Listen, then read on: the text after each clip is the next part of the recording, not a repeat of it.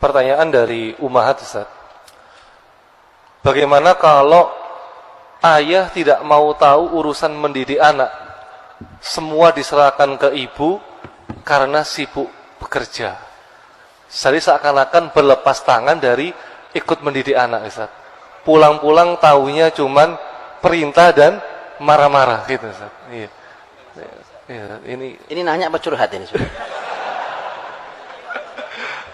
Apa yang harus dilakukan seorang istri kalau suaminya ternyata belum sadar tentang kewajiban mendidik anak? Ini anak siapa ini, Pak?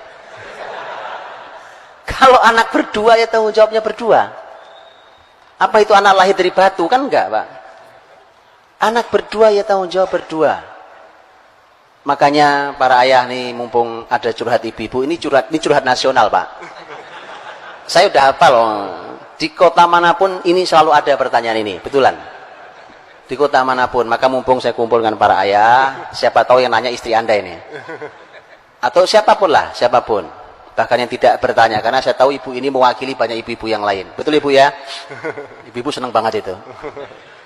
Begini Bapak-Bapak, para ayah. Imam Ibnu Qayyim rahimahullah ta'ala menyampaikan bahwa kalau anak itu rusak penyebabnya ayah. Penyebabnya ayah. Karena tadi Bapak Ibu, ayah itu punya qawamah, kepemimpinan. Dan pemimpin itu kalau ngerusak, daya rusaknya luar biasa, betul gak? Pemimpin nih, kalau dia membuat kerusakan, itu kerusakannya massal dibandingkan yang berbuat rusak cuma orang kampung. Bisa ya? Karena kepemimpinan di rumah itu ada di suami. Kalau suami berbuat kerusakan itu ngebom massal, Pak. Walaupun cuma sesaat dia melakukannya, tanpa dia sadari tadi. Dan perlu dipahami Bapak Ibu, bahwa anak kita ini aset dunia akhirat kita. Aset dunia akhirat kita. Tanggung jawab seorang ayah, selain amal mulia ayah mencari nafkah, para ayah harus paham bahwa mencari nafkah itu hanya sebagian tugas ayah. Hanya sebagian tugas ayah. Bukan segala-galanya. Lihat tadi Rasul, siapa yang dinasihati? Sepupunya, bahkan bukan anak beliau, bukan cucu beliau. Sepupunya, Pak. Itu mendapatkan bagian jatah dari nasihat Rasul sang ayah. Lihat itu. Jadi nasihat salah satu tugas ayah. Loh, kalau di Quran bicara tentang dialog antara orang tua dan anak, itu Masya Allah mengejutkan datanya. Mengejutkan datanya di Quran itu. Karena di tesis S2 tentang di Ummul Qura tentang hiwar al-aba ma'al abna fil Qur'anil Karim wa tatbiqatuhu tarbawiyah, dialog antara dialog antara orang tua dan anak dan aplikasi tarbawinya. Itu ternyata si peneliti tesis ini mengatakan di Quran itu ada 17 dialog, ada dalam 9 surat.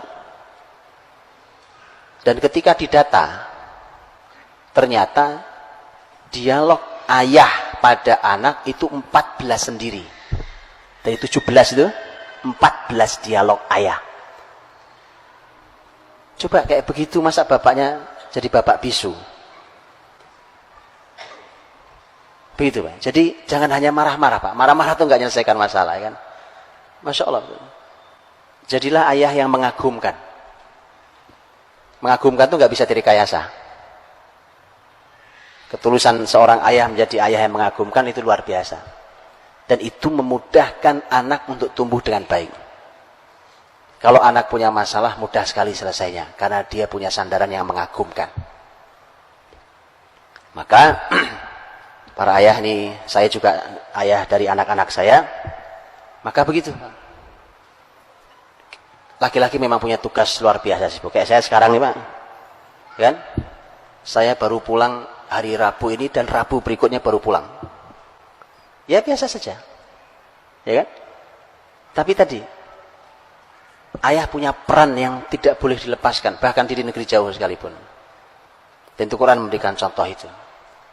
Jadi tidak benar kalau seorang ayah hanya tugasnya nyari nafkah, kemudian setelah itu tahu beres, udah aku udah nyari duit yang banyak, setelah itu urusan kamu. Tidak benar. Karena ternyata Quran saja ketika bicara dialog orang tua dan anak, justru banyakkan dipotret dialog ayah dengan anaknya. Wallahu a'lam.